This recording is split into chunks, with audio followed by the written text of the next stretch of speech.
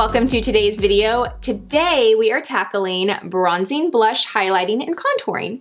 So if you saw my video yesterday, you know that I'm doing a series over the next few days where I am tackling an entire makeup application, but I'm breaking it down into individual videos for certain parts of the face, really to create content that you guys can reference later and you don't have to sit through like a 30-minute makeup application where I get way too chatty. I want these videos to be concise, direct, to the point, and really, really helpful. So today I'm just focusing on bronzer, contour, highlight, and blush. So if you're interested in foundation, concealer, setting powders, I have that video linked down below for you, but let's go ahead and get started. Okay, so the first thing I should mention is that I don't contour every single day. I'm going to explain to you why people contour, how you contour, and really the basics of understanding contour and highlight. And then I'm going to show you how I do when I do. So contouring and highlighting is really a technique that makeup artists have been doing for decades to really create structure on the face, to emphasize structure on the face, really, to emphasize shadows and highlights of the face. So a lot of times you see people in these videos that contour, you know, here, they contour here, they'll contour their nose. When we apply a crease color or a transition color that's like a neutral matte shade, we are actually contouring the eyes. We are creating definition that may not be there, or we are emphasizing the definition that we have.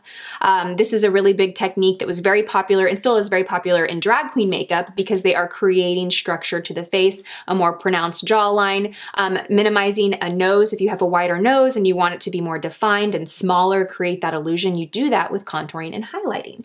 Now, to understand how to contour and highlight, I'd like to start with this comparison. So imagine that you have a flashlight, or you're outside, or you're under any type of light, right? Imagine that that light is shining down on your face, and the areas that that light is going to hit your face are going to be the high planes of your face. So that's going to be your forehead, that's going to be the tip of your nose, that'll be right here on your lip, depending on, you know, the size and shape of your lips. That'll be on your brow bone right here, that'll be on the like cheekbone here. It's basically going to hit all those high planes of your face.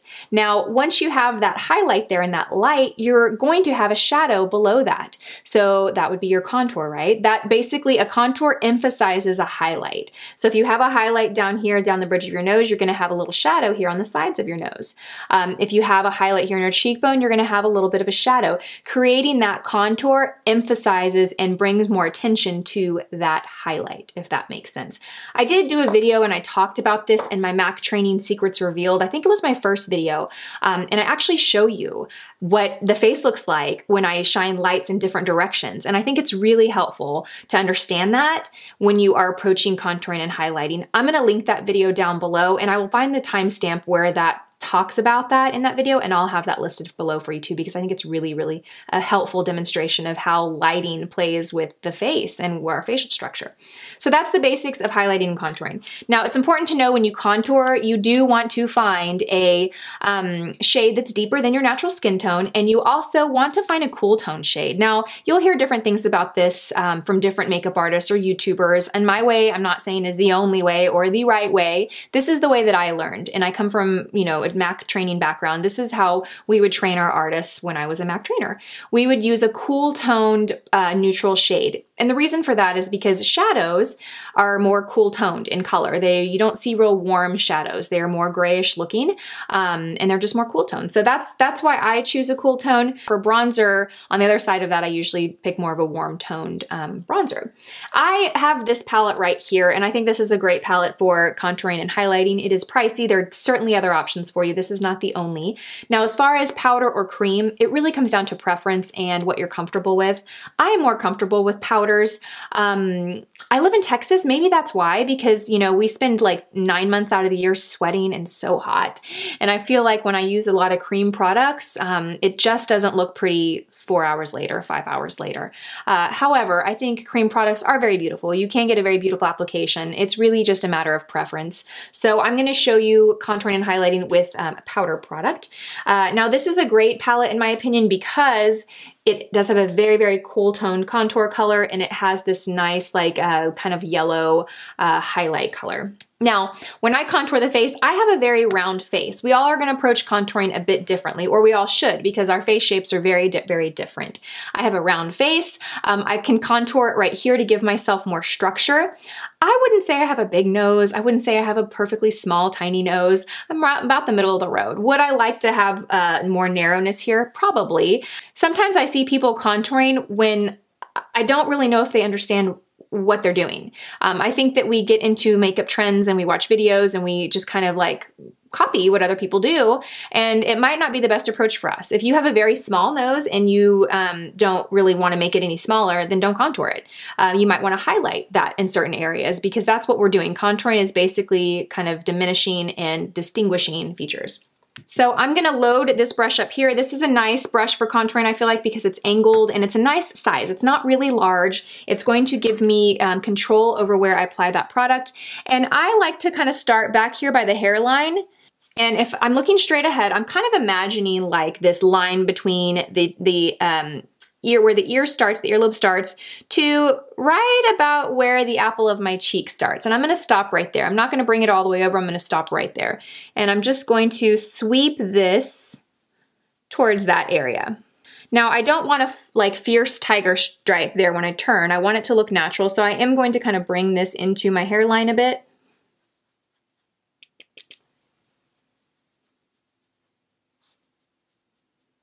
So I find it helps when you kind of like make this little face and make your cheeks more prominent.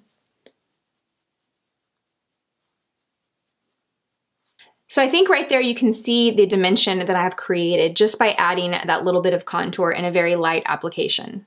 If I were to contour my nose, what I would do is I would essentially do the same technique. I would take this powder and I would dust it on the areas of my nose that I want to bring in. And for me, that would be the sides of my nose. So I'm just gonna take this brush. This is by Sigma. It's called the Tapered Highlighter Brush. And I'm just going to kind of sweep this down the side of my nose.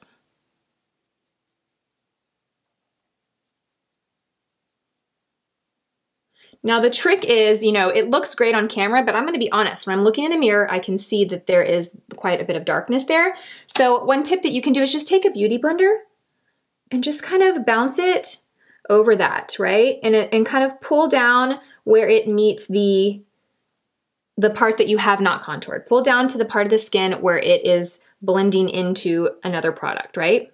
Now, do you see just between the two sides, the side that I've contoured, how much more definition that has than the other side? It's very clear. So I'm just gonna kind of brush this down here.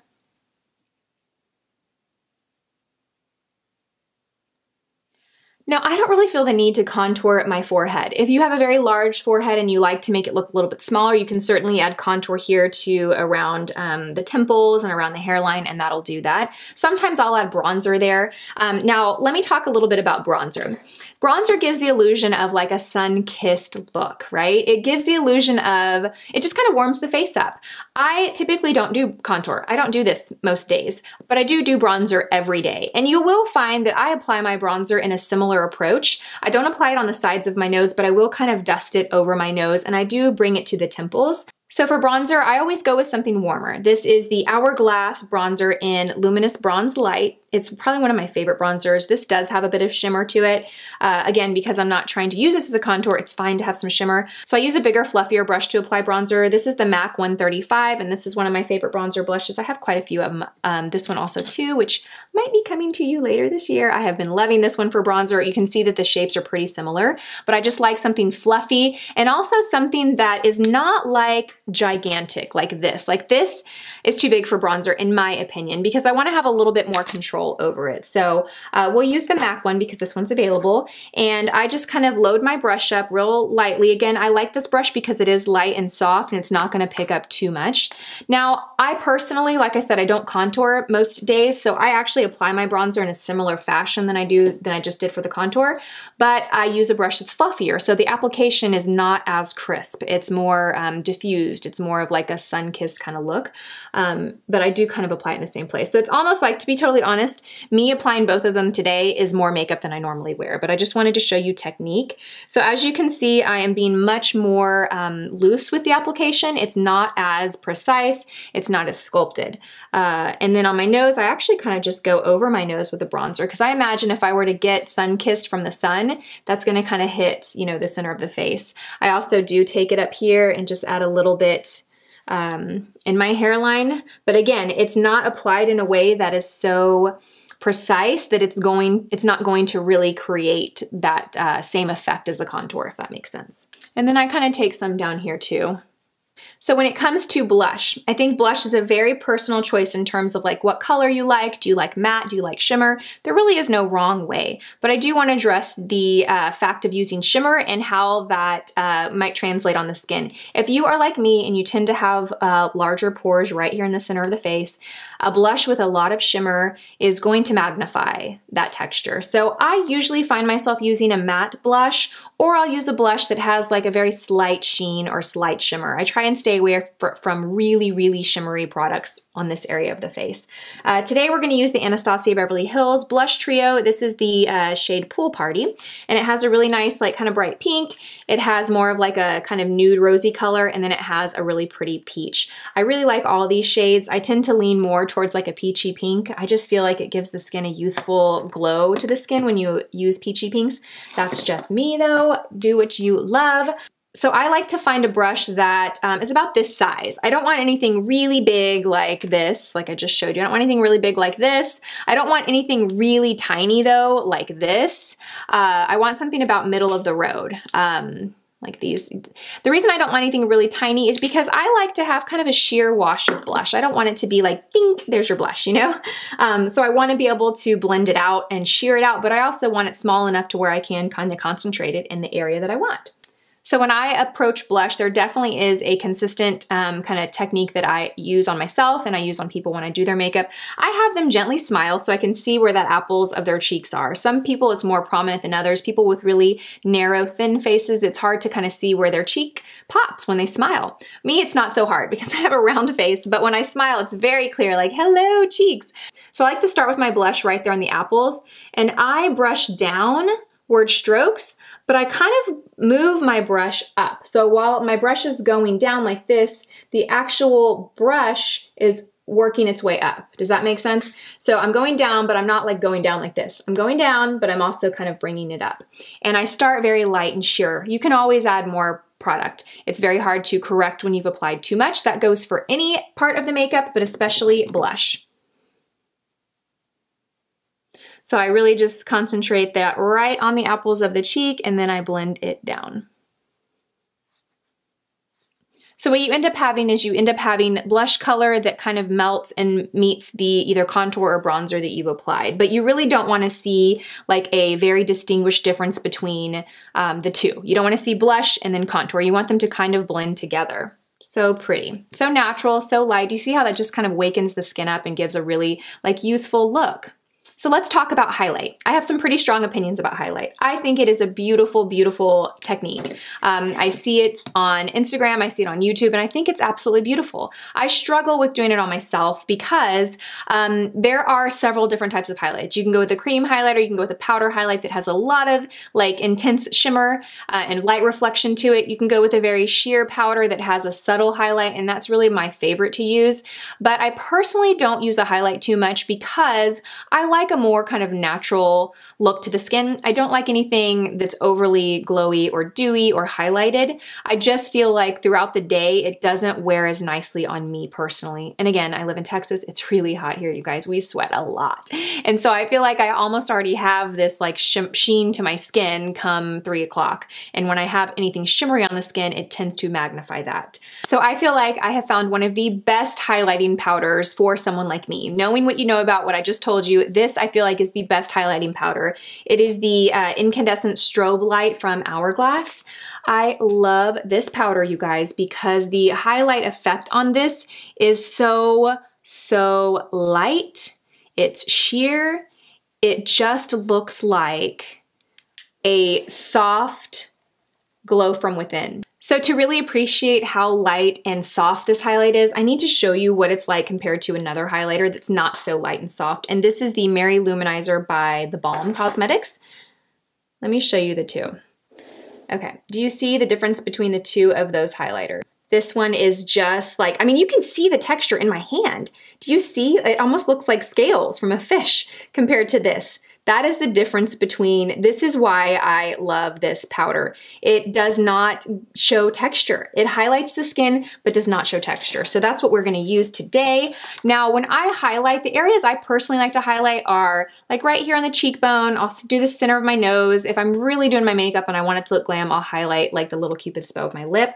I like to use a small but fluffy brush and soft brush. The Real Techniques brush, which one is this? I'm not sure. It's the setting brush, that's what it's called. So this is also a great brush for setting under the eyes, but I'm just gonna kind of load this up and softly apply this, like I said, on the high planes of the face. I'm gonna avoid any area where there's texture. I have some pores that are right here. I'm not gonna apply this highlight there because that, you can bet you, will make them more apparent. You also don't have to highlight with a shimmer. You can use something that's matte, like you could use this right here to highlight. Basically, highlight is anything that's lighter and brighter, whether that has a shimmer to it or a matte. So this is how I create a kind of natural contour and highlight. You can certainly replace any of the products that I used with your favorites. You might like a really intense highlight, and if you do, rock it. Love that. Go ahead and apply that product in place of what I use. You don't have to replicate the exact same products, but I just wanted to show you guys the technique and understanding behind contouring and highlighting so that when you do your makeup, you have that knowledge when you approach your makeup the next time, regardless of what kind of products you like. You may not like the same products I like, and that's totally fine. Use the ones you love, and hopefully these tips will still help you.